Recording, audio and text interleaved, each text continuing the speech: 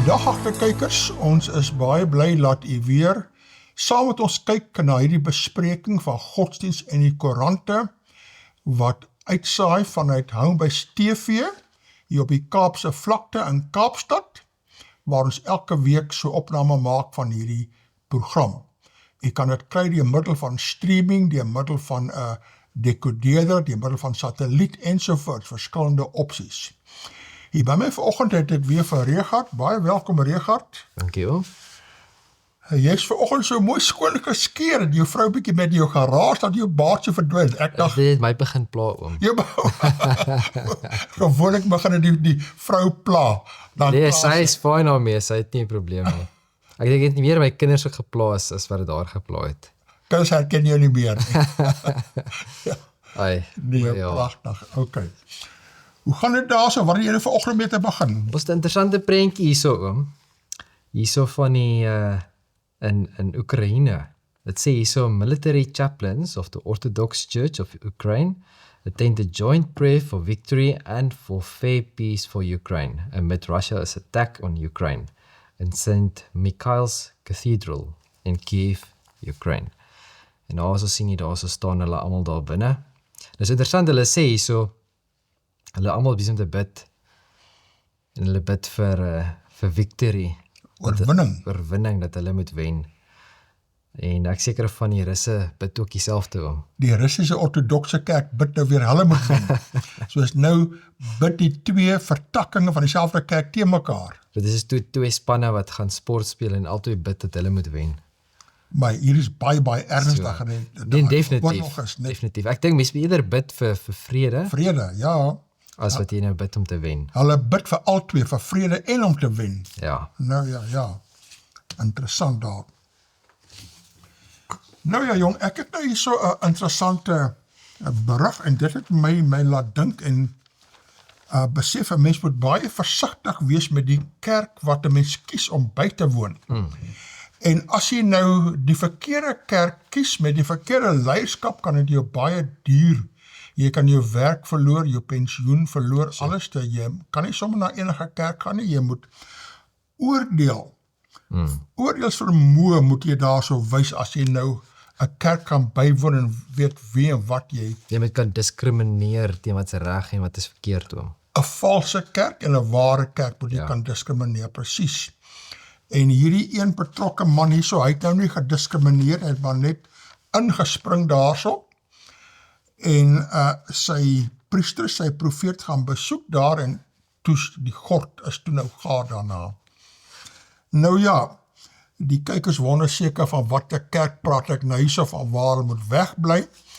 Toe maar dit is nie u kerk nie, of ek twyfel, dit is feitelik onmoontlik dat u kerk sal wees. Maar die opskrif hierso sê, Shivambu axed over Bushiri meeting. Ambiguous leadership in MK party as Floyd Shivambu is removed from Secretary General position. Nou hy het hier so 'n baie hoë posisie gehad in die MK party, hierdie Floyd Shivambu, en hy is toe verwyder. Hoekom? Want hy het die verkeerde kerk gaan bywoon, hy het die verkeerde profeet gaan besoek daar. En dit is basies want hy het gaan besoek daar vir Bushiri in Malawi. Kom ons lees hier so vinnig wat hulle so sê, né? You come to Wasiso MK Party's announcement yesterday that Floyd Shivambu had been removed from his position as Secretary General has ignited debate about the stability and governance of the party.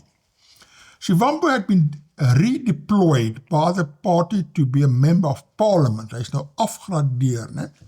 The move comes after Shivambu's unsanctioned visit, ongemagtigde besoek, to meet with controversial Malawian fugitive prophet Shepherd Bushiri in April this year.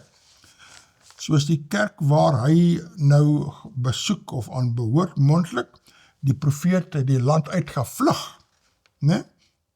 Hoekom? Hy sê Bushiri and his wife Mary fled the country in 2020, 5 jaar gelede, after being granted bail on charge of including fraud and money laundering. Maar dit moes nou niks niets vir die MK party nie. Ja, maar anderheid kom klaar ook oor hierdie man ook daar, né? Nou ja, en ja, dit wat hulle in 'n bietjie van 'n verleentheid geplaas is, so, maar jy is korrek daar, né?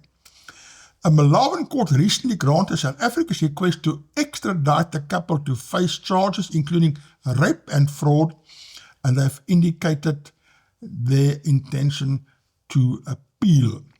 Nou sê dit verder aan. In addition, the party said that the visit came after the Republic of Malawi's chief resident magistrate delivered a ruling that granted South Africa's request for extradition. So as het klaar gesê moet uitgelewer word, want hy het daar so van sy verantwoordelikheid gevlug hierso. Soos nou, hierdie arme Floyd Shivambu is toe nou verwyder van sy poste af daar, want hy het nou hierdie valse profeet en eintlik 'n skelm. Soos 'n regte palawa vir hom. Ja, en 'n palawa dier voor daar. Ai. En dan voor te gaan op die palawa oom, hier is nou 'n prentjie waar Zuma nou hierso sit en dan sê dit nou hierso, as a disciplined member of MKP, I accept my resizing. En so sit hy nou op Zuma se hand. So hy het nou 'n bietjie kleiner geword. Soos hy's geresize en gedownsize. cut down to size, praat die Engelse mense wat ons baie. Ai. So sy salaris het ook seker so 'n bietjie gesak. Ja. Ag ja, nee, en dan is nog 'n prentjie hierso van hom waar hierso sit, sê hierso Floyd Shivambu has been removed as the Umkhonto Mzisi Party Secretary General at a press briefing hosted in Durban yesterday. The MK party said this comes after an investigation into Shivambu's trip to Malawi to visit fugitive pastor Shepherd Busiri Enlightened Church. So Enlightened Church. Dis 'n Enlightened Church om. Dis 'n bedrogkerk daarin. Dit is hulle enlight jou hoe om fraud te pleeg. Maar die arme Floyd sit daar baie diep in gedagte, né? Hy sit. Ja, hy dink oor sy sondes oom. Ek dink miskien wonder hy soos maar wat is fout met wat hulle gedoen het? Dis presies wat Zuma gedoen het. Ja. So hy wonder miskien hy verstaan nie so lekker wat aangaan nie. Ek hoop hy kies 'n bietjie 'n beter kerk daar, né? Ai, Nou ja, miskien dink hy daaraan. dis 'n storie. Jong, en nou is hier so 'n paar interessante berigte wat ons 'n bietjie in diepte in na wil kyk, en dit is redelike besprekings in al die koerante en die kerkbode en die elektroniese rapport en al die koerante daar. So, en hierdie onderwerp is nou hier se opskrif, berig deur Johan Eybers in rapport Netwerk 24. Wat sê, NG moderator onskuldig op klag van leerdwaling. Nou dis eintlik 'n baie ernstige ding as jou kerk se topleier aangekla word van leerdwaling. Is redelik ongewoon, hè? En hy is toe nou onskuldig bevind. Ek sien dis nie in aanhalingstekens, hy is onskuldig bevind, maar of hy werklik onskuldig was, is nou 'n vraagteken wat daar bly lê. Nou natuurlik, hierdie storie kom al 'n hele ruk aan, en ek gaan kyk daar, en kyk, as ek sulke geskiedkundige of ou nuus wil gaan opsoek, gaan kyk ek na Glo die Bybel. Kyk, daar is nou die prent, Glo die Bybel. As jy daardie intik, dan kom het op daar, dan sal al die geskiedenisdinge. En hier so het hulle brief, lees hulle skieurig na radio-onderhoud met Jan Libbe. En dit is nou in Julie laas jaar, en het 'n klasing 'n brief geskrywe, waar sy nou bevraagteken wat Jan Libbe nou kwyt geraak het op die radio-onderhoud.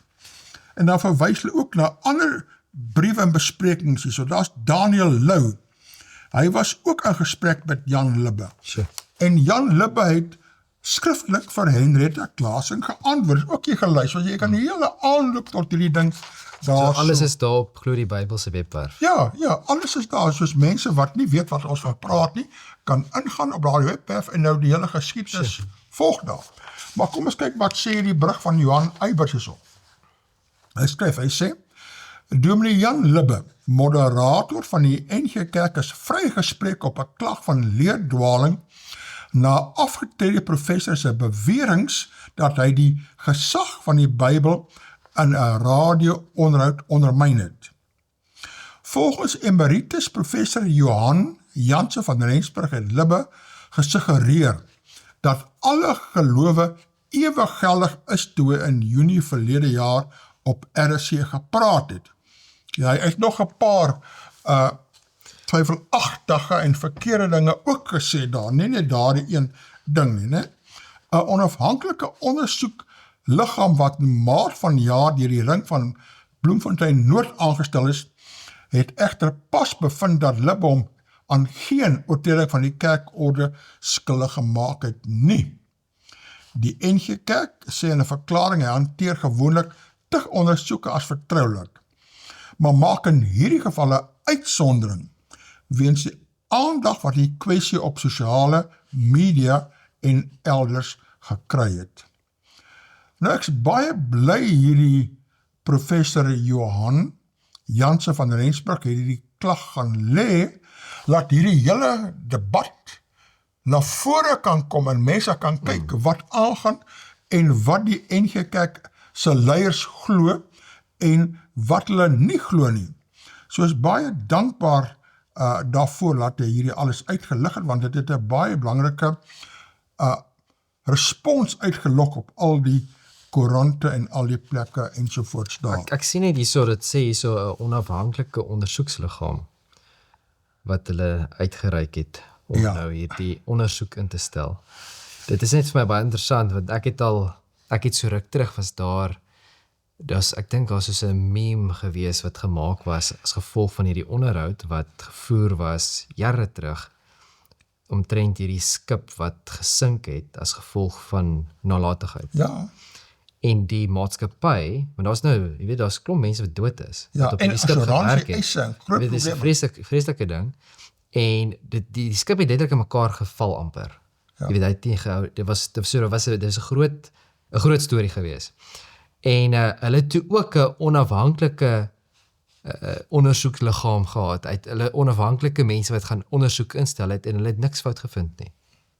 So vir my is dit ek vat dit maar met 'n knippie sout wanneer 'n maatskappy of wanneer iemand kom en sê hulle het 'n onafhanklike ondersoekliggaam gehad wat dit geondersoek het, want as jy sê iemand is onskuldig bevind, maar baie duidelik het hy seker goed kwyt geraak, dan vat ek maar met 'n knippie sout om. Ek is bly dat daar opgelet, jy sien, en miskien kom dit 'n bietjie later nog verder uit, maar onafhanklik bedoel, dit was nie deel van sy synode nie, of sy ring nie, dit was 'n onafhanklike groep NG Kerk leiers van 'n ander ring, 'n ander area.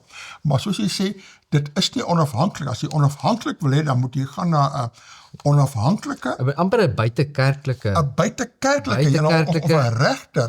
Dis byvoorbeeld sê maar nou, jy het 'n klein besigheidjie en nou het jy probleme met mense wat daar binne is. Kan jy nie mense in dieselfde besigheid net van 'n ander tak kry wat ook al. Ja. Nee, jy kry heeltemal iemand totaal en al, jy het geen klou wie daai persoon is nie. Dis onafhanklik. Ja. Dis waarlik onafhanklik. Jy weet jy het nog nooit die persoon gesien nie, jy weet nie wat persoon se naam is nie. Daai persoon moet kom kyk, okay, wat is dit wat julle glo? Wat is julle waardesisteem? Okay, het die persoon teen daai waardesisteem gegaan of nie? Dis die ware manier om dit te doen, die regte manier. Maar in elk geval. Baie geldige punt daar. Ek dink hy is nog later 'n bietjie verder uitkom daarso so. Dan sê dit deursigtigheid in hierdie saak help om verdere gerugte en volgehoue gissings te voorkom. Libbe het by navraag die uitspraak verwelkom. Ek is dankbaar dat die saak afgehandel is en dat die waarheid wat ek in die onderhoud gesê en nie gesê het nie, teologies en kerklik uitgeklaar is. Janse van Rensburg het gesê hy oorweeg nog of hy teen die besluit gaan appeleer. Die kerkraad van die NG gemeente Bergendal waar Libbe werk het beroep op lidmate en leraars gedoen om onnodige verdagmakery en verdeling binne die kerk te vermy. Lydens Janse van Rensburg se klag het Libbe in die RSG-onderhoud te kenne gegee dat mense wat nie in Jesus Christus glo nie, steeds gered kan word. So ek bedoel, dit is En dit is 'n kern Ja nee, dit is kernpunt tot die Christelike geloof. ja, jy hoef nie in die Bybel te glo nie. Jy hoef nie in God te glo om gered te word. Ja, nou ja. So dis heeltemal teen wat ons glo as Christene, so. Ja, nee, daar is 'n baie ernstige ding, maar dit is hoe die liberales, as jy nou in 'n ruim huis is, jy al hoe ruimer en ruimer, jy sluit almal in en alles is okay, een happy family nie. Sjoe. En jy besef nie, maar die Bybel is baie spesifiek en ernstig. Ja. Dan sê dit, Lubbe het Abraham as voorbeeld genoem van iemand wat Jesus nie geken het nie. En tog by God is nadat hy gesterf het. Nou ja, ons sal daar 'n bietjie meer in diepte nou na kyk, maar daar is 'n baie ernstige stelling ook. Jy moet versigtig wees, jy kan nie net so ding maak nie. Abraham het God baie direk geken en 'n baie direkte ervaring gehad. Nie net dat hy 'n verhouding gehad het met God nie, maar Jesus het spesifiek aan hom verskyn en vir hom gesê dat Maria gaan hierdie tyd swanger word. So verstaan, so letterlik fisies was Jesus by hom gewees. So om te sê dat dit nie die geval is nie, jy weet, beteken nie hy ken nie sy Bybel baie goed nie. Ja, ek wonder of mense altyd daardie tekste gaan lees en weet wat dit beteken daarso, want dis 'n bekende storie daar. En dan na die tyd, na die twee engele weg is, het Abraham toe met Jesus gepraat en hy het vir hom gesê, luister hierso, jy weet, hulle het gepraat spesifiek oor Sodom, want hy het vir hom gesê, luister, hy gaan Sodom vernietig. Ja. En dan toe het Abraham gevra, maar weet, as er net soveel regverdig is, en jy weet, hy het aangehou, en naderhand, jy weet so, hy het hierdie konneksie het hy gehad met Jesus om te sê dat hy nie Jesus geken nie, dit is skrikwekkend. Ja. Dan gaan hy aan en sê, die NG moderator het ook gesê, ons moet eerstens baie versigtig wees om my kerk, my tradisie, my leeste van die Bybel te verhef tot die enigste weg na saligheid. Ja, daar is miskien 'n punt daaraan, maar die lees van die Bybel, wat die Bybel sê van die enigste weg van saligheid, daarin moet jy erg laat kyk. Tradisie is een ding of wat ook al vir kerk, maar hier is wat die Bybel self sê, jy kan dit nie daar so herinterpreteer nie. Dan kan 'n ander sê, ek het nie die waarheid weet nie. Trouwens, ek waarsku dikwels die katkisante. As jy in 'n kerk kan sit en daai kerk sê vir jou, as jy nie hier by ons is nie, is jy verlore. Dan moet jy jou beursie en jou selfoon vat en uitstap. Want dan jy met 'n kultus te doen, 'n sekte.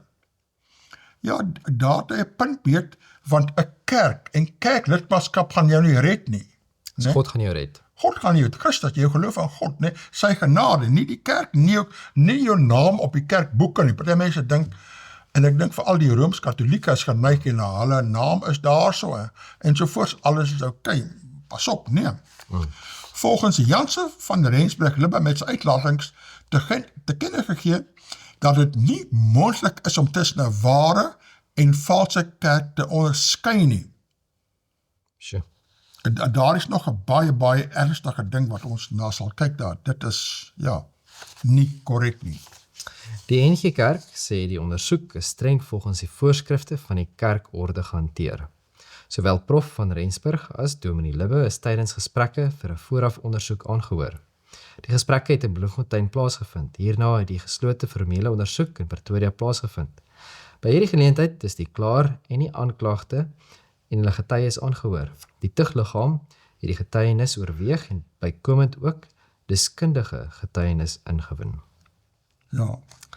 Interessant. Hier is in die voorskrifte van die kerkorde is gehanteer. Ek glo nie die voorskrifte van die kerkorde vereis of vra totale buitestanders soos 'n onafhanklike regter wat ook al nie. Jy moet mense kry wat nie onmiddellik betrokke is nie vanuit 'n ander ring of wat ook al, maar dit bly nog en jy kan mense in jou eie dampkring of jou eie denkwyse hulle aanstel wat nes jy dink en dan sit 'n probleem. Nou ja. Sjoe. Ja nee. Dan het ons hierso een van Theo Du Plessis uit Bloemfontein. Prof moet hom dalk eerder oor die dwaalleer kwel. Wat betref die rapportberig, NG moderator onskuldig op klag van leerdwaling op 25 Mei, Dr. Jan Lubbe se voorbeeld van Abraham, wat nie 'n Christen was nie, maar tog gered is heeltemal skriftuurlik.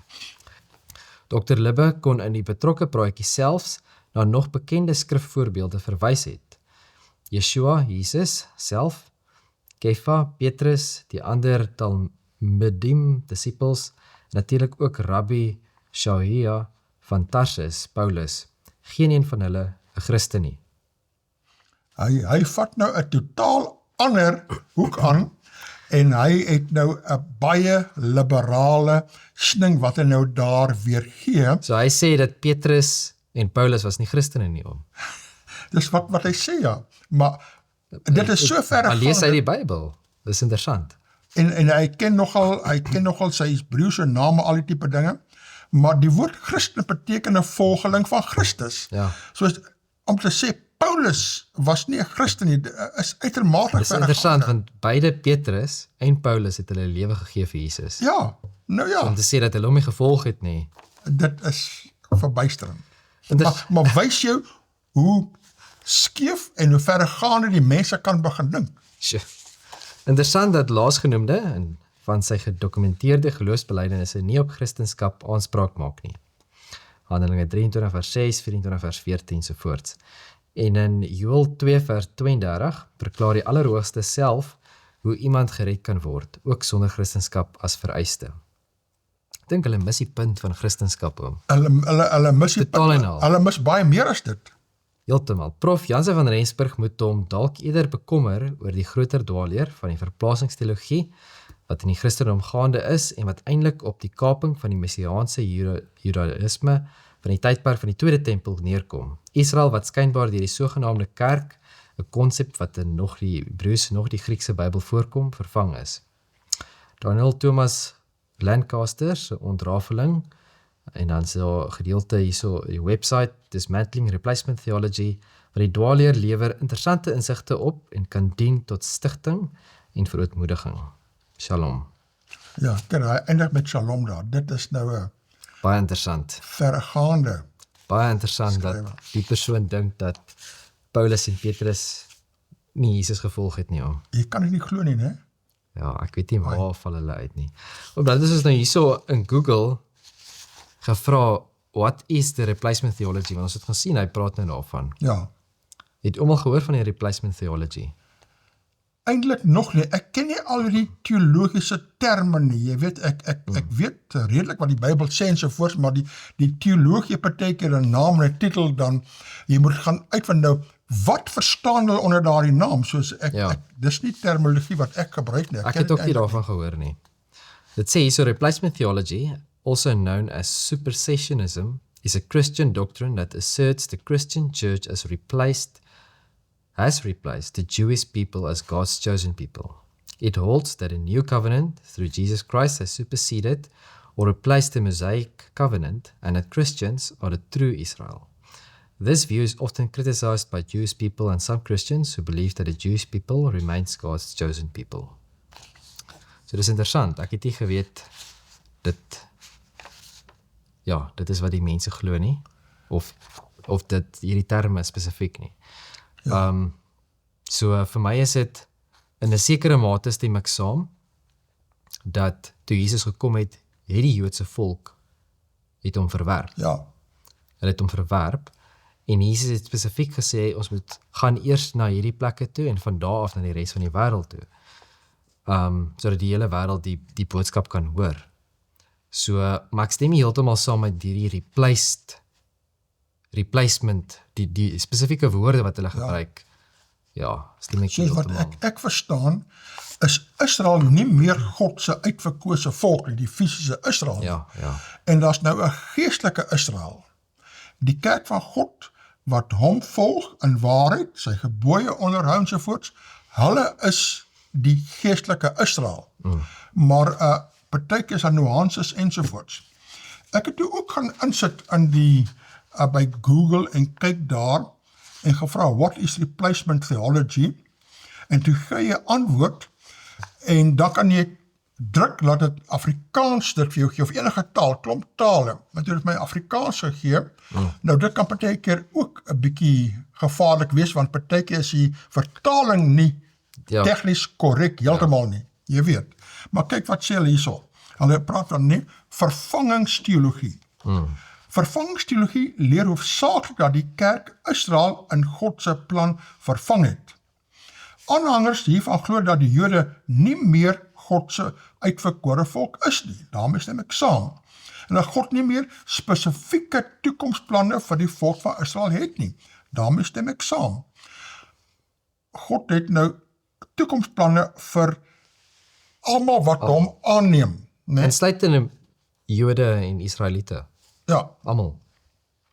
al die verskillende sienings van die verhouding tussen die kerk en Israel kan in twee kampe verdeel word. Of die kerk is 'n verlengstuk van Israel, vervangingsverbondsteologie, of die kerk is heeltemal verskillend en apart van Israel, dispensasionalisme of premillennialisme. Nou ek's 'n bietjie versigtig om daardie teologiese woorde gebruik, want ek het al gevind jy gebruik dieselfde woord, dan verstaan daardie ou dit op een manier en jy verstaan op 'n ander manier. So maar eers sit en kyk, wat verstaan jy onder daardie woord? Dan gaan dit aan hiersom. Die siening dat Israel en die kerk verskil is duidelik aan die Nuwe Testament verklaar. Ja, dit is so. Volgens die Bybel is die kerk heeltemal verskillend van Israel en die twee kan nooit met mekaar verwar word nie. Daarmee stem ek saam. Ons is van die skrif geleer dat die kerk 'n totaal nuwe skepping is. Ja, wat ontstaan het op Pinkster en sal bly bestaan totdat dit hemel toe gaan tydens die wegraping. Efesiërs 1 vers 9 tot 11. Nou, jy sien nie, hierso moet 'n mens eintlik teruggaan en kyk wat sê die Engels oorspronklike, want daardie wegraping is 'n baie gelaaide woord daar, en as jy hierdie tekste lees, dan praat hy nie van die sogenaamde wegraping, jy praat van die tweede koms van Christus. Ja. En die wegrapingsteorie waar daar 'n 3,5 jaar tydperk is en dan word 'n klomp mense weggeraap en die oorges bly oor vir nog 3,5 jaar en hulle kan self bekeer. Daardie vind ek nie in die Bybel nie. Sien die ding, daai val weer onder die dispensasieleer wat daarbo genoem is. So die dispensasieleer spesifiek glo daar, ek dink hulle praat van 7 tydperke en onder elke tydperk is daar verskillend hoe elkeen, wil sê die mense wat in daai tydperk geleef het, gered is en so voort. Ons weet dat God bly dieselfde altyd. God verander glad nie. Ja. En die manier hoe God ons red is deur die verlossingsplan wat hy letterlik gestel het, dit sê in die Bybel, van die grondslag van die aarde af. Ja. En so die verlossingsplan is presies dieselfde. Die plan van saligheid. Alles bly presies dieselfde reg deur van die begin af tot nou toe. En dan met die wegraping, normaalweg praat van die geheime wegraping. Daai is die tweede wederkoms. Jy kan daai teksverse gaan lees. Ja. Verstaan, dit praat van letterlik met trompetklank en alles, verstaan, so daar is nie 'n dis nie 'n geheime wegraping nie. So dit is baie duidelik, baie keer gebruik hulle teksverse, maar soos we hom ook noem, is dit mense eintlik gaan lees wat sê die oorspronklike gedeelte. Miskien praat dit nie van die geheime wegraping nie. Ja. Maar ja, so mense moet altyd self die teksverse gaan lees en sien wat sê die Bybel eintlik op daai gedeelte. Presies, ja. Jong, een van die kykers stuur my ook hierdie stuk hierso, na aanleiding van al hierdie koerantberigte, Apostolic Theology. En dis 'n bespreking wat bevestig Abraham believed in Jesus. En soos jy gesê het, Abraham saw Christ's day, so is day daar. En dan skryf hy so, Jesus said that Abraham saw his day, rejoiced and was glad, John 8 verse 56. Those who were listening to him at that time knew exactly what that meant. For they immediately reacted by saying, "You're not yet 50 years old, and you've seen Abraham," John 8 verse 57. They knew that for Abraham to have seen Christ's day, then Christ would have had to have seen Abraham back in Abraham's day. Nou ja, dan praat hy so op punt 2. Abraham was justified by faith in Christ. How was Abraham saved? Abraham believed in the Lord and he was accounted it to him for righteousness. Genesis 15 verse 6. We know that verse well as the New Testament picks it up in Romans 4 verse 3, 4 verse 22 Galatians 3 verse 6, James 22 verse 23. But perhaps we tend to think of it as a New Testament quotation rather than in its Old Testament context. In the New Testament quotation, we tell that Abraham believed God and was given the way we tend to talk about believing in God. Maybe we subtly translate that into a general belief in the Godhead. En dan gaan het Anderson nog verder en sê, so it's just not a general belief that God that Abraham was in Genesis 15, but a personal trust in Jesus the Lord, who is the word of the Lord. Dan sê point 3, Abraham's faith was set forth as an example for our faith. So as jy sê, hele stuk wat bevestig dat Abraham het wel daar vir God geken.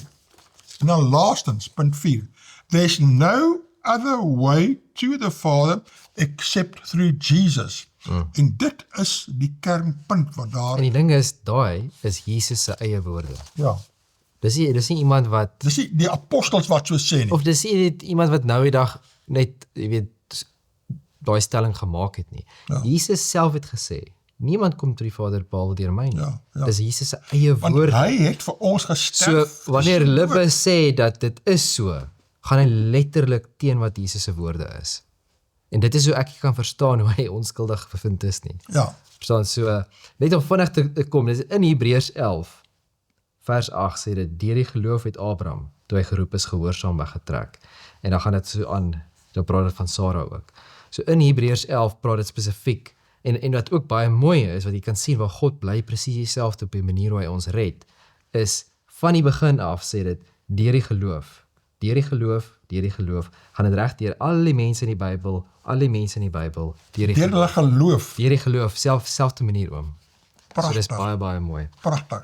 En eintlik as jy die Bybel self gaan lees, is baie van dinge baie duidelik, maar mense lees hulle Bybels nie. Dit Hulle is gaan net op filosofie. Ja. Nou het ek hier so interessante skrywe deur Johannes de Villiers. En die opskrif is 'n reaksie op die bevinding van onskuld. Okay, daar het hy onskuld in aanhalingstekens, né? 'n getuienis teen 'n vals evangelie.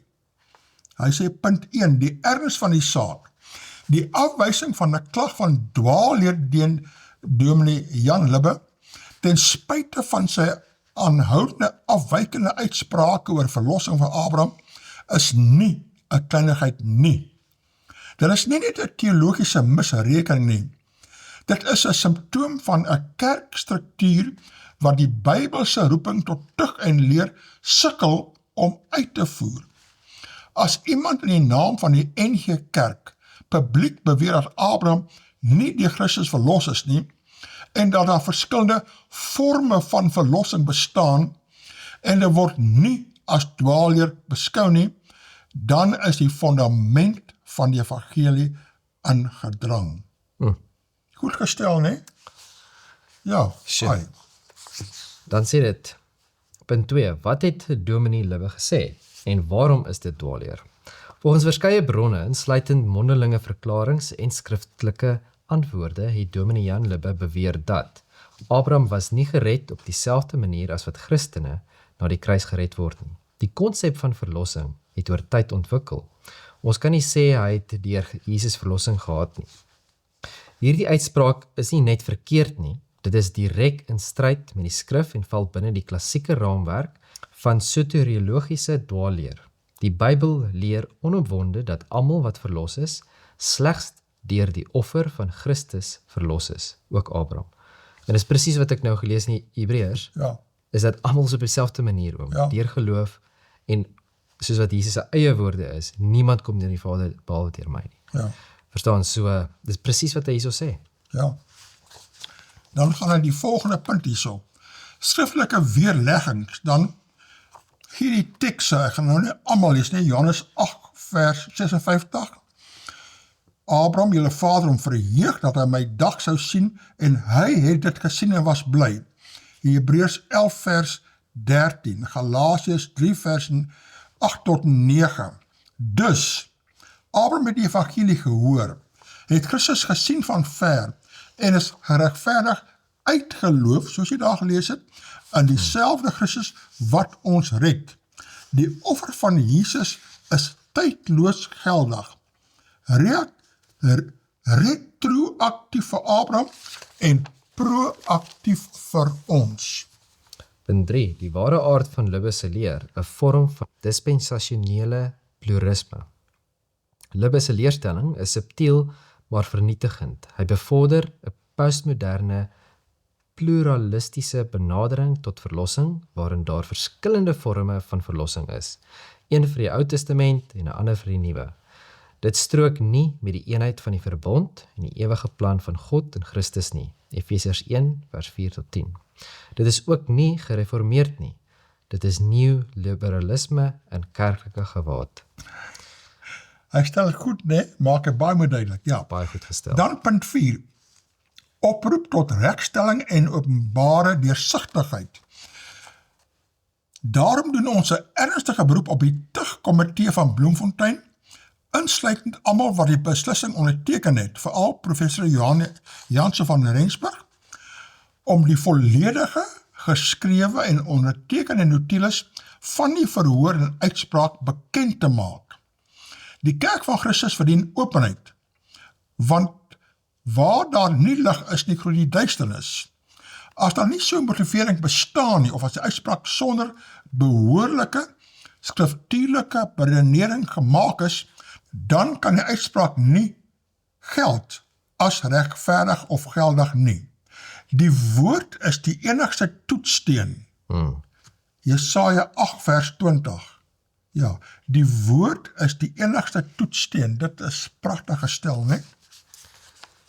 Punt 5. Ernstige waarskuwing aan gemeentes. Gemeentes wat hulself bly onderwerp aan strukture wat dwaalleer verskoon of regverdig, moet weet, u het geen verskoning voor Christus nie. Openbaring 2 vers 14 tot 16. As tug nie meer toegepas word nie en die waarheid nie verdedig word nie, dan moet gelowiges hulle losmaak van sulke liggame, nie uit rebellie nie, maar uit gehoorsaamheid aan Christus. Dis baie belangrik. Ja, ja. Pragtig. Hierdie beginsel van gehoorsaamheid is baie belangrik. Wel, baie dankie daar vir Johannes de Villiers wat so geskryf het. Ek wil net so noem, van die kykers het ook hierdie ingestuur, en dit was my nogal heel goed, Hebreërs 11, né? 24 tot 27. En dit lees hier so, omdat Moses geglo het hy, toe hy groot geword het, geweier om 'n seun genoem te word van die Farao se dogter. Hy het verkies om liewer sleg behandel te word saam met die volk van God as om die kortstondige genieting van sonde te hê. Die smaad ter wille van die Christus het hy 'n groter rykdom geag as die skatte van Egipte, omdat hy na die beloning uitgesien het.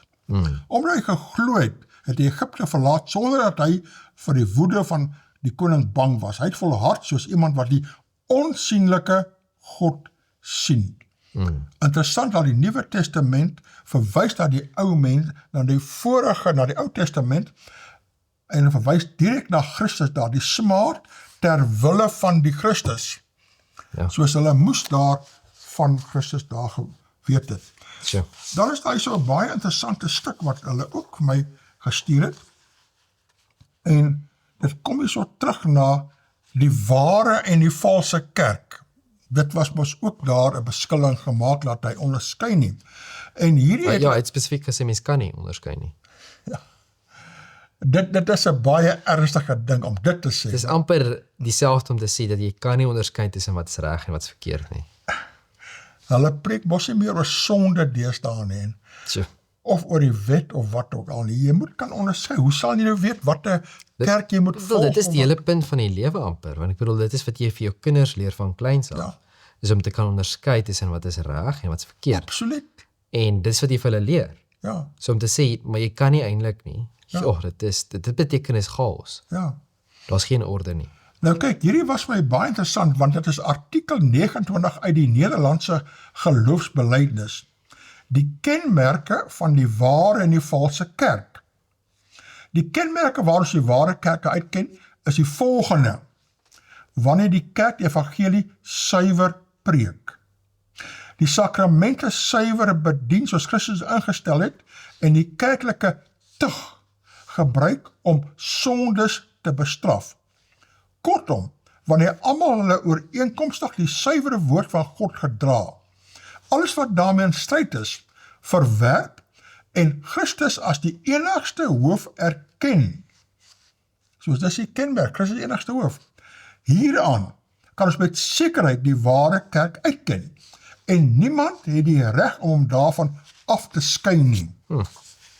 Vervolgens, aangaande die lidmate van die kerk, ons kan hulle uitken aan die kenmerke van die Christene, naamlik hulle geloof dat hulle die enigste verlosser, Jesus Christus, aangeneem het, en dat hulle daarna die sonde ontvlug, die geregtigheid najaag, die ware God en hulle naaste liefhet, nie na regs of links afwyk nie, en hulle sondige natuur met sy werke kruisig. Hiermee sê ons nie dat daar nie nog groot swakhede of swakheid in hulle is nie, inteendeel, deur die Gees stry hulle juis al die dae van hulle lewe daarteen, terwyl hulle altyd weer hulle toevlug neem tot die bloed, die dood, die lyding en gehoorsaamheid van die Here Jesus Christus, in wie hulle deur die geloof in hom vergewing van hulle sondes het. Ja, Baie mooi gestel. dan is die laaste paragraaf hierso, wat die valse kerk betref. Dit skryf aan homself en sy besluit meer mag en gesag toe as die woord van God. Wat die geleerdes sê en die filosofes sê, tel meer as wat aan die Bybel staan. Dit wil homself nie aan die juk van Christus onderwerp nie. Nee, my siening is meer korrek. Dit bedien die sakramente nie, soos Christus dit in sy woord beveel nie, maar neem weg en voeg by na eie goeddenke. Ja, jy kan nie byvoeg by die Bybel, ook nie wegneem nie. Dit is eintlik wat die katholieke kerk onder andere ook doen daar. Ja. Dit vertrou meer op mense as op Christus, op menslike opinies, die geleerdes, die moderne wetenskap En tradisies. en tradisie, wat sê hulle, ne? En kyk na hierin, dis interessant, en dit vervolg hulle wat volgens die woord van God heilig lewe, en wat die valse kerk oor sy ewels, gierigheid en afgoderry bestraf. Ja, word die valse kerk gewoonlik vervolg, of word die ware kerk vervolg? Dis die ware kerk wat vervolg word. Ja, hierdie twee kerke kan maklik uitgeken en waar mekaar onderskei word. Nou ja, ek stem saam wat hier staan, soos dit is 'n goeie artikel uit die Nederlandse geloofbelijdenis daarin. So mens kan onderskei tussen waarheid en valsheid om. Heel redelik maklik genoeg daar, daar's genoeg beginsels daar. Dan het ons hierso een, NG Kerk kan niemand meer skuldig bevind. Ja, die rapport uit, Bernard Vicker, Somerset West skryf, die berig NG moderator onskuldig op klag van leerdwaling deur Johan Eybers laat 'n mens diep dink. En dis waar oom. Toe ek dit lees, ek soos, Jou kop begin draai en wonder, ja, ek soos, wat op aarde? jy moet nou gaan opcheck in die Bybel, wat sê die Bybel eintlik? Dit was eerstens te betwyfel of Dominee Jan Libbe ooit skuldig bevind sou word. 'n Leier word altyd beskerm deur die leierskorps om hom, en tweedens is die NG Kerk se verstaan van dogma drasties aangepas na die aanvaarding van die ruimhuisbeginsel. Die postmoderne ruimhuisbeginsel maak nou voorsiening vir 'n reeks wyd uiteenlopende en botsende dogmas binne een kerkgenootskap. Dis waar. En dit, Want dit beteken die stellinge wat hy nou gemaak het, en hy het dit baie publiek gedoen, en hulle sê dat hom nou onskuldig bevind, beteken het, hulle stem eintlik saam met wat hy gesê het. So hulle ondersteun ek wil amper sê die nuwe dogma, wat hy nou die daar, vrysinnige sieninge Ja. wat hy nou propageer. hulle ondersteun dit, Ja, as die leierskap van die NG Kerk. ja. Dis eintlik skrikwekkend as jy daaraan dink. Dit is, en dit is fundamentele beginsels, daaroor is ek so bly hierdie professor Johan het wel die klag gaan lê, alhoewel hy onskuldig bevind is, natuurlik ons sal kyk of hy nou appelleer of nie, maar laat die dinge uitgelig kan word, is kernsake hierso. Dit het daartoe gelei dat die nuwe beginsel van vasgelooptheid in die NG Kerk aanvaar is, waar lidmate direk botsende sieninge oor sake soos byvoorbeeld die kwykwessie kan handhaaf. Dan gaan dit verder aan.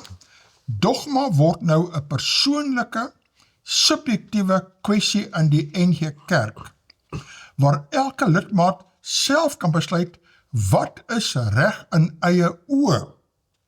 Die Bybel praat ons daarvan, wat is reg? Elkeen doen wat is reg in sy eie oë, en ons veroordeel Dis daarvan. amper 'n Kan nie. profesie vir die eindtyd om. Ja. Mense wil nou ook doen wat se reg in hulle eie oë, nie kyk wat sê die Bybel self nie. Want die afgevaardigdes van die Algemene Sinode het hulle met hulle vasgeloop teen die Bybelse leer. Gemeentes kan nou self besluit of hulle gay getroude dominees op die kansel plaas, en lidmate kan volgens die 2011 ruimdenkende sinode besluit self kies of hulle in 'n werklike duiwel wil glo al dan nie. Die skrywe van Martie van der Westhuizen, assessor van die NG Kerk se Algemene Sinode, wys ongelukkig kan sommige nie die verskeidenheid van denke in een kerk verdra nie. Ja, daar moet nie 'n verskeidenheid van denke in een kerk eintlik wees nie. Daar jy weet nie wat die kerk eintlik glo nie. Waar verstaan dit nie, né? Dit klink vir my soos oneenigheid oom. Ja. 'n verskeidenheid van denke oor 'n onderwerp is oneenigheid. 'n verskeidenheid in oneenigheid. Nou ja. Ja nee, ek weet nie. Met die wye verskeidenheid denke en dogmas wat nou skielik in die NG Kerk toegelaat word, is daar geen kans dat enigiemand op klagtes van leerdwaling skuldig bevind gaan word nie. Die argument kan eenvoudig aangevoer word dat daar vasgelooptheid oor die kwessies bestaan of dat elkeen binne die NG Kerk nou geregtig is op hulle eie opinie. As sommige dominees propageer dat Christus die enigste weg na saligheid is en ander dominees glo dat mense wat nie in Jesus Christus glo nie, gered kan word, dan is dit maar deel van die ruimdenkenheid en verskeidenheid van denke binne die kerk en niemand gaan daaroor skuldig bevind word nie. Niemand kan meer kom met 'n daar staan geskrywe nie, want die teenstanders kan konstateer dat die NG Kerk nou die era van 'n verskeidenheid van denke binne die ruimhuis betree het, en dus is dit 'n geval van daar staan geskrywe, maak nie meer saak nie. Prof. Johan Janse van Rensburg is heeltemal korrek dat die NG Kerk lidmate gevolglik die vermoë verloor om tussen 'n ware en valse kerk te onderskei. Dominee Rian de Villiers van die Grote Kerk in Kaapstad het in die burger gevra, wat as ons begin hande vat, protestant, katholiek, moslim en hindoe? Ja, as daar nie onderskeid getref kan word tussen ware en valse kerke nie, dan gaan NG Kerk hande vat met hindoes wat afgode aanbidders is, met moslims wat ander god aanbid, en met katholieke wat nog nooit van hulle valse dogma verander het sedert die hervorming nie. Uiters tragies dat die NG Kerk deel van 'n afvallige protestantisme geword het en nie meer kan onderskei tussen valse godsdiens en kerke, en ware godsdiens en ware kerke, en die ware God nie. Baie goed geskryf oom. Ja. Ek dink is baie goeie punte wat aangeraak is, en is belangrik, ek hoop dit laat die mense bietjie dink, en ek hoop regtig waar dat hulle appeleer, Ja. dat hulle dit kan bietjie hersien. En mense moet teruggaan na die Bybel en kyk wat glo hulle, Ja, wat belangrik is. definitief. Ja. Jong, en hier sal ons nou nog 'n interessante skrywe weer deur Johannes de Villiers. Lyk my, hy dink die dinge baie mooi deur daar. Hy het genoeg tyd om dit ernstig oor te besin. En sy opskrif hier soos veelzeggend, hy vra, oop krane en glybane van kompromie. Mooi ene net daar, ne? Waarheen stuur dominee Jan Libbe die NG Kerk? Vraagteken. 'n Teologiese waarskuwing oor die NG Kerk se ekumeniese rigting, strukturele verskywings en afwyking van Bybelse waarheid.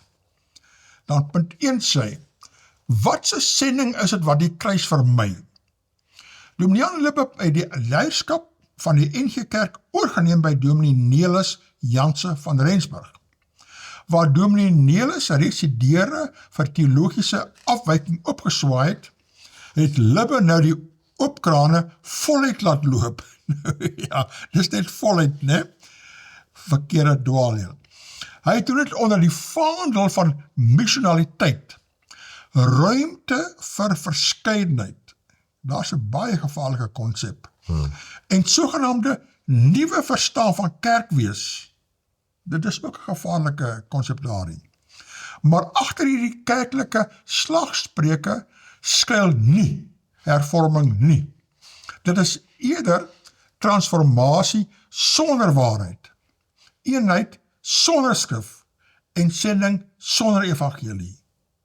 Baie ernstig. Dan verwys hy na Matteus 5 vers 13, julle is die sout van die aarde, maar as die sout laf geword het, waarmee sal dit gesout word? 'n Kerk wat nie meer reg en verkeerd wil onderskei nie, is 'n kerk sonder sout.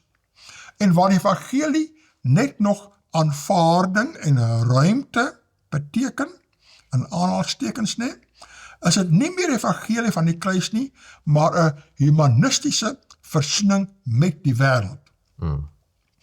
Nou, haal weer aan Romeine 12 vers 2, en word nie aan die wêreld gelykvormig nie, maar word verander deur die vernuwing van julle gemoed. Een van my gunsteling teksverse daai.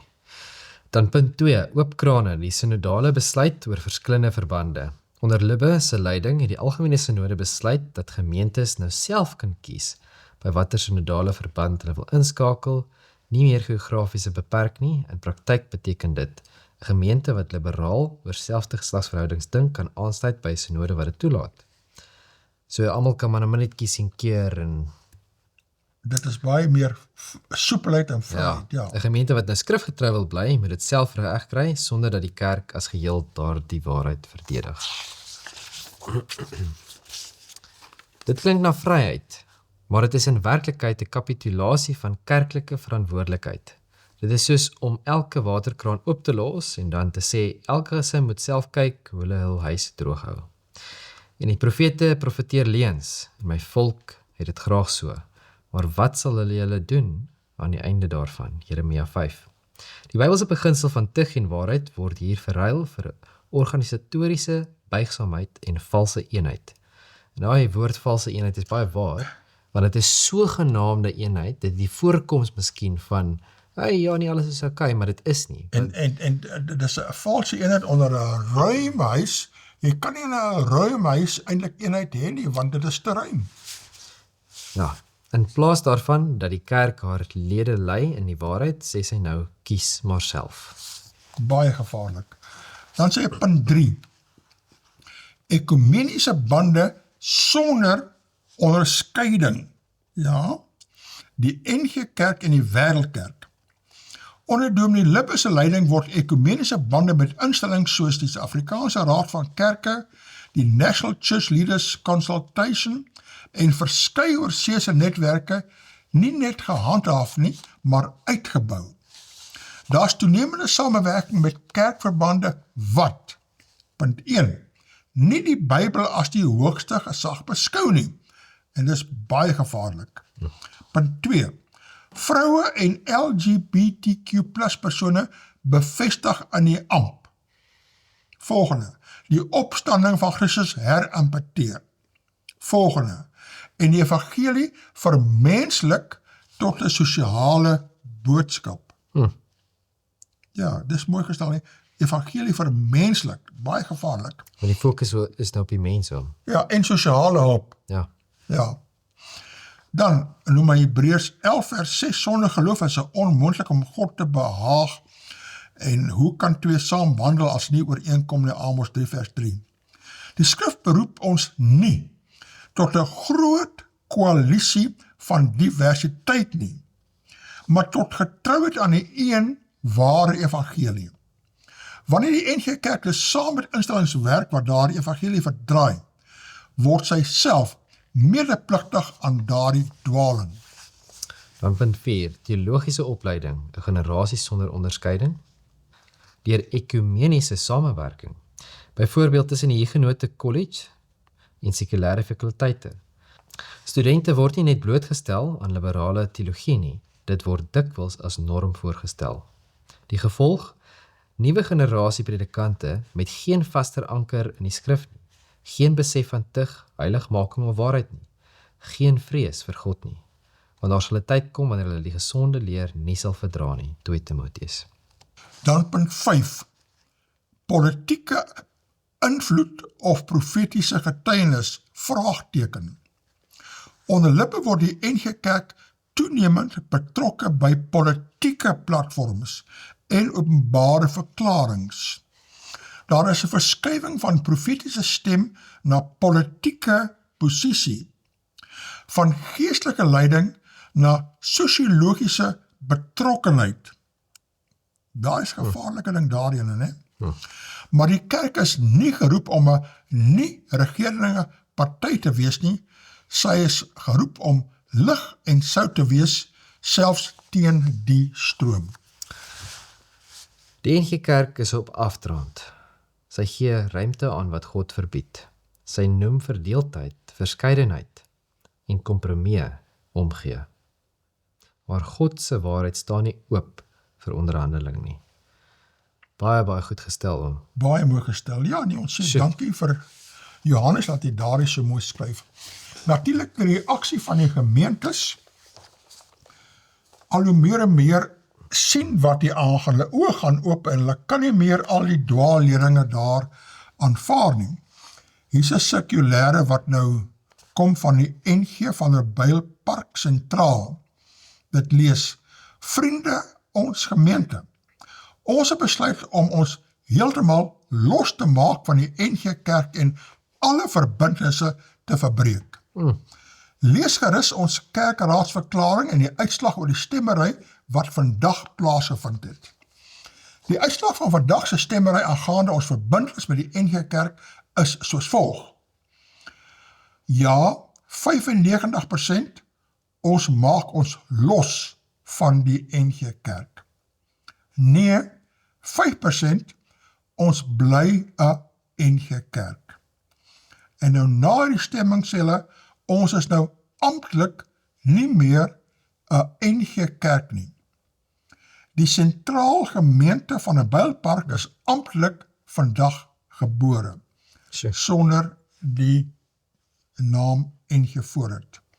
Dis nou Dominee Laurens Roos, wat dit daar so 95%, nee? 95%. Dit is amper, dit is, Ja, gewoonlik sê hulle, okay, die meerderheid, of miskien dan nou 2/3, ja, die meerderheid is 55%. Ja, maar hierdie is feitlik. Dit is feitlik die hele kerk. Ja, die hele kerk, né? Sure. Dan het so ook 'n dokument uitgestuur, kerkraadsverklaring. En as enige 'n kopie wil hê, kan ek vir hulle aanstuur, né? Hulle praat hierso van losmaking van die NG Kerk en dit kom al van 22 September 2022. Hulle het baie goed die ding deur gedink en onderhandel, gepraat, nie, briewe gestuur, nog 'n verklaring in November 2023 en dan praat hierso kerkraadsbesluit in verband met die algemene synode. Waarom hierdie stap, of verduidelik hulle sê hierdie stap is geneem om onsself teen die algemene synode te beskerm. Maar ongelukkig het dit gelei tot 'n heksejag teen doelerende gemeentes en predikante. Ja, ons het mos gelees dat nou die ware kerk kan 'n heksejag ondervind. Doelerende predikante word valslik beskuldig as kerkskeurders, afgedank en hulle legitimasie as NG predikante word van hulle af weggeneem.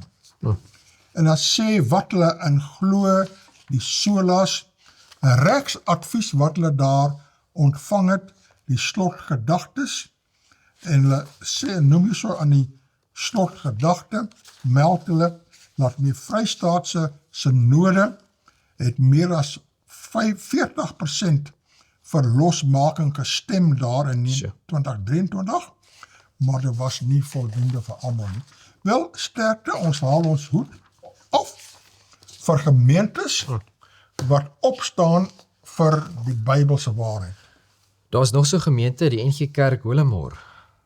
Dit sê so verklaar confessio controversia belydenis geskil met die ring van Graaf Reinet, die Oos-Kaapse synode en die algemene sinode van die NG Kerk. Dis nou 'n heel ander benadering. Bietjie van 'n ander rigting of 'n ander benadering. Dis het ons loyaliteit aan die gereformeerde belydenis en aan die NG Kerk. Dan sê dit die Bybel as volledige, geïnspireerde en gesagvolle woord van God aanvaar en bely. Ons 'n paar gedeeltes wat hulle nou hierso het. Die algemene sinode het van hierdie belydenis afgewyk. Dit sê hierso die draaipunt van die aanvaarding van verslag oor die Bybelinterpretasie en skrifgesag 2002 en 2004. So dis 'n paar punte wat hulle nou hierso deurgaan om. Ja. Ons gaan nou nie tyd hê om deur alles te gaan nie. Ons kan dit ook vir kykers stuur. Ons kan dit vir die kykers aanstuur as hulle dit self wil aanlees en dan praat hulle ook van die woke wat ons nou maar weet wat aangaan oral. En ek dink daai 40% gaan nog styg oom. Ja. So ek dink die tyd loop. Soos hierso. Mense sien wat is besig om te gebeur en ek dink mense is besig om wakker te word. Hier gaan nog vir ons 'n hele paar besprekingspunte uitkom, want hierdie is nou 'n proses. Hulle verklaar nou 'n belydenisgeskil. Ja. Ek sal graag al daai opvolgberigte wat in die toekoms nou nog gebeur, deurgaan. Dit is nou baie interessant wat hier gaan uitvloei. Jong, ons tyd is klaar, ons moet totsiens sê. Ons wens alle doeleerde gemeentes sterkte toe, diegene wat opstaan vir die waarheid, en mag elke kyker kyk. Volg hy, woon hy 'n ware kerk by, of woon hy by 'n kerk wat nou maar net sy eie kop volg en nie die Bybel getrou volg nie. Mag u 'n ware kerk volg en nie 'n valse kerk volg. Ons vertrou elkeen het die onderskeidingsvermoë om te kan besluit wat is reg, wat is verkeerd, wat is 'n ware kerk, wat is 'n valse kerk. Gaan slaap daaroor, dink daaroor, bestudeer die onderwerp, dit is van baie groot belang. Mooi bly, ons praat weer volgende week.